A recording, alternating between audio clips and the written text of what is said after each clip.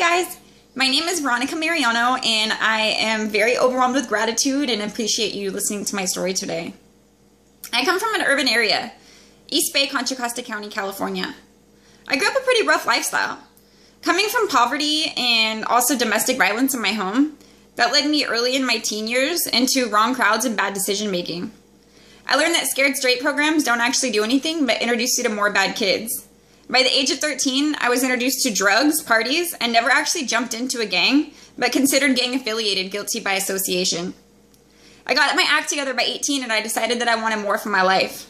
I went to Boston Reed College and I got my pharmacy tech license and fell in love with it. I worked at Rite Aid Pharmacy with a very spiritual and amazing man for a couple of years and ended up moving up to Humboldt County to be closer to my family and got a job at the hospital pharmacy. After about 2 years, I loved my life and everybody in it. I received a call from my 97-year-old aunt, bawling, crying from the Bay Area, saying that she needed help. I packed up my bags and I moved down there to take care of her. Not being able to leave the house for over a year, I fell into a deep depression. After about 2 years, I had no money, so I began moving weed on the side. I ended up getting robbed by one of my best friends of 18 years. This put me in a really bad position in the safety of my family. I ended up packing up my bags in the middle of the night and hitting the streets. I've never prayed so hard as I did that night at my own bedside, bowed down on my knees. I left my great aunt with my dad and ended up actually being a missing person for 2 years. I was living in the streets on drugs and moving from house to house and trying to help out families as much as I could. Me and my ex-boyfriend and my co-defendant ended up in county jail one night, and my family came to get me out 3 times before they actually released me, and that was on the promise that I would stay with my sister in Humboldt County. So I did. After a few months of going back and forth to court from Humboldt to the Bay Area, I got a call one night from my attorney, and the words out of her mouth were, "Due to Jason's death, they might just drop your case." It almost killed me. I had gotten clean and sober and I had no contact with anybody in the Bay Area. I had no idea that my best friend was even murdered, and Giggles was invincible to me. They did end up dropping my case without prejudice. I took this as an amazing opportunity for a second chance at life. I got a call from one of my friends asking if I'd be interested in doing 3D ultrasounds, being that I had prior hospital experience. So of course I said yes. I was absolutely overjoyed. I loved it. It's so much fun. But I felt like I was living a lie. That's not truly where my heart was set. So business started to slow down a little bit, and I took this as a sign to possibly start pursuing my dream. So I began writing billionaires with the no money that I had. My dream has always been to help underprivileged kids with an opportunity at life that they don't currently have right now. I've seen for myself what truly moves the streets, and that's whether you're rich or you're poor, and that's music and God. I strongly feel that no matter who you are or what you've been through, that doesn't need to be who you are forever.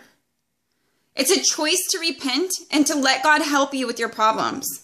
He wants you to talk to him. He wants to take away all your worries from you. It's a choice to let yourself be bitter with yourself because of choices that you've made in the past that you cannot go back and change. All you can do is move forward. It brings tears to my eyes to even think of leaving my family for 2 years. But more than anything, it was harder for me to come and walk back into my friends' and family's lives and try to piece the pieces back together again. And I did that. Being where I am today and feeling so blessed to be here to share my story and dream with you is beyond a blessing. You have nothing to fear. It's never too late to change. God wants you to be happy and feeling and sharing the love that he has for you. I feel that through music and giving people tons of studios and state-of-the-art music equipment, that we have some amazing music to hear and to be made. My dream includes an academy that's taught by famous music artists, and my idea of an open study to all religion and science without prejudice or worship comes from the fact that we have one book and how many religions. I say it's time that we just start all over again. I say that we drop all of our past together and that we move together in a positive and forward motion for a better life, more happiness, joy, and peace for everybody. This is something that only God can bring to you. I'm very passionate about helping people to succeed in ways that aren't currently available. I think by offering scholarships to students with excellent grades, this will inspire and motivate kids at a younger age to push really hard to work for getting there. I've always believed in God, and I know that I've made decisions in the past that have really hurt his feelings, and I'm so done with living that life. I'm very optimistic and excited about what the future will bring because I know that I'm not stopping until this dream becomes a reality. I'm not proud of my past, but if this message or dream can reach somebody before they get to the point of bad decision making, then I have no problem sharing my truth with you. Because the truth is that it's never too late to change. At any point in your life, can you stop what you're doing and move in a positive direction?